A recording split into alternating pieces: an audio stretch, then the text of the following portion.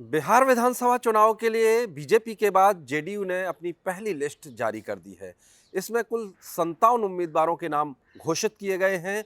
इसमें सबसे महत्वपूर्ण बात यह है कि अभी तक एक भी मुस्लिम चेहरे को उम्मीदवार नहीं बनाया गया है। आपको बता दें, कुल 57 कैंडिडेट जो घोषित किए गए हैं, उसमें 4 सिटिंग एमएलए के जो टिकट हैं वो काटे गए हैं, जबकि 23 नए चेहरों को टिकट दिया गया है। साथ में महिला उम्मीदवारों की बात करें तो अभी तक इसमें 4 महिलाओं को उम्मीदवार बनाया गया है।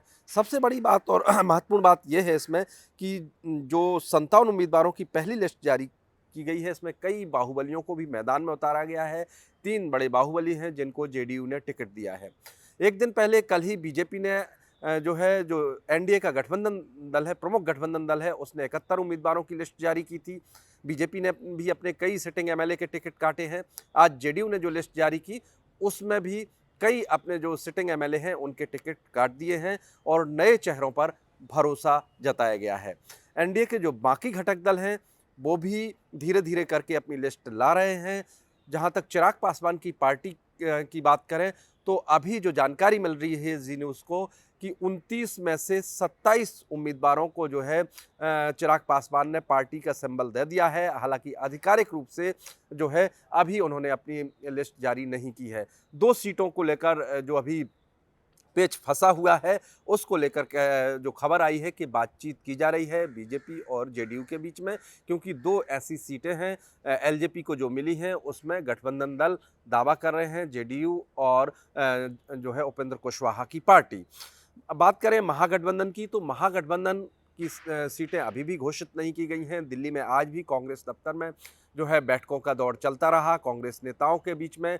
आपको बता दें, इसके पहले जब लालू परिवार दिल्ली आया था तो तेजस्वी यादव और तमाम जो आरजेडी के नेता हैं कांग्रेस लीडरशिप से मिले थे, बातचीत की थी।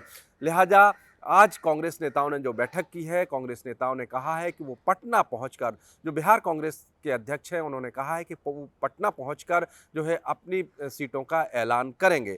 लेकिन बिहार चुनाव में, इस पूरे चुनाव में बात करें, 2 गठबंधन दलों जिनमें मुकाबला है, एनडीए और महागठबंधन में, दोनों में मुकाबला है। एनडीए के 2 बड़े जो सहयोगी हैं, 2 बड़ी जो पार्टियां हैं, बीजेपी और जेडीयू, इन्होंने अपने उम्मीदवार के नाम घोषित करके आप कह सकते हैं कि चुनावी बढ़त बना ली है। एक तरह से वोटिंग के पहले जो माहौल बनाने की बात आती है उसमें कहीं ना कहीं देखिए, जितनी जो पार्टी पहले कैंडिडेट घोषित करती है उसके कैंडिडेट को उतना ही ज़्यादा वक्त चुनाव के लिए मिल जाता है।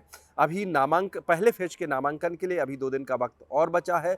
17 तारीख तक पहले फेज का नामांकन है। इसी तरह से दूसरे चरण का नामांकन 20 तारीख तक है, यानी दूसरे चरण के नामांकन के लिए अभी कुछ दिन और बकाया है। लिहाजा ये माना जा रहा है कि अगले 1-2 दिन में जो दूसरे चरण के लिए उम्मीदवार हैं वो भी पार्टियां घोषित कर देंगी।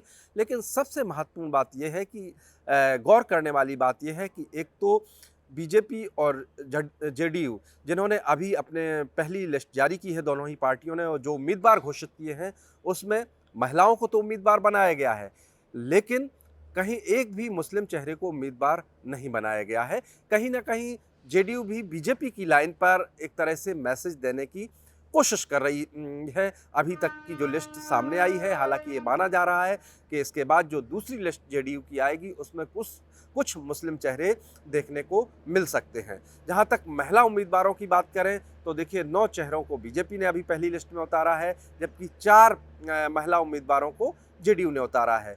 चिराग पासवान की पार्टी, इसके अलावा उपेंद्र कुशवाहा की पार्टी और जीतन राम मांझी की पार्टी, इनके चेहरे अभी सामने आना बाकी है। वहीं कांग्रेस और महागठबंधन की बात करें, जिसमें आरजेडी शामिल हैं और बाकी लेफ्ट पार्टीज शामिल हैं, उनको अभी अपने अपने उम्मीदवारों को सार्वजनिक करना है या कहें आधिकारिक रूप से घोषित करना है। हालांकि कई सारे जो उम्मीदवार हैं उन्होंने जो आरजेडी को जिन्होंने सिंबल दे दिया था औपचारिक ऐलान के पहले, उनको वो नॉमिनेशन कर भी चुके हैं। जैसे तेजस्वी यादव की बात करें तो तेजस्वी यादव ने खुद ही आज नॉमिनेशन फाइल किया है बिहार विधानसभा चुनाव में। उन्होंने अपना नामांकन आज दाखिल किया है। इसके अलावा जिन कैंडिडेट को सिंबल दिया गया है वो भी जो है नामांकन दाखिल करने पहुंच रहे हैं।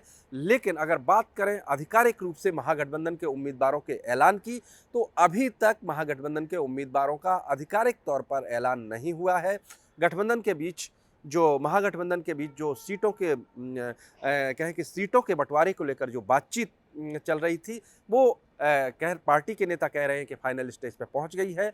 लेकिन जब तक आधिकारिक रूप से ऐलान नहीं हो जाता है, तब तक ये नहीं कहा जा सकता कि सारा जो मसला है वो सुलझा लिया गया है। एक महत्वपूर्ण बात यह है कि एनडीए के घटक दलों में जो कहा जा रहा था कि सब कुछ ठीक है, उस तरह की तस्वीर आज देखने को नहीं मिली, क्योंकि उपेंद्र कुशवाहा आज दिल्ली आए, गृह मंत्री अमित शाह से मुलाकात की, क्योंकि ये माना जा रहा है कि 2 सीटों को लेकर जो है उपेंद्र कुशवाहा की पार्टी और एलजेपी को जो 2 सीटें दी गई हैं, उनमें कहीं न कहीं एक पेच फंसा हुआ है, जिनको उपेंद्र कुशवाहा की पार्टी उस सीट को चाहती है, जबकि वो एलजेपी के खाते में दी गई है। इसी तरह से कुछ सीटें जो एलजेपी को दी गई हैं, जेडीयू चाहती है।